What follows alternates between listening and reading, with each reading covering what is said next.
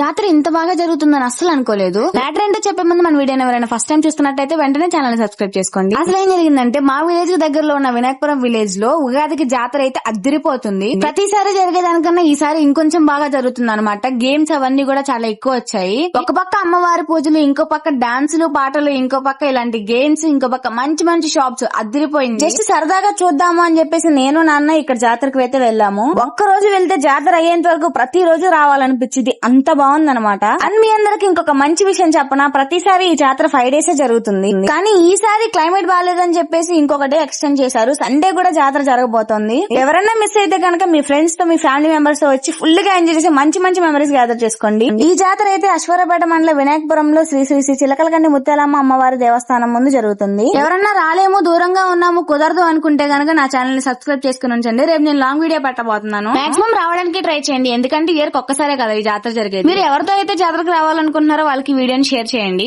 And subscribe చేసుకోవడం మాత్రం అసలు మర్చిపోవద్దు.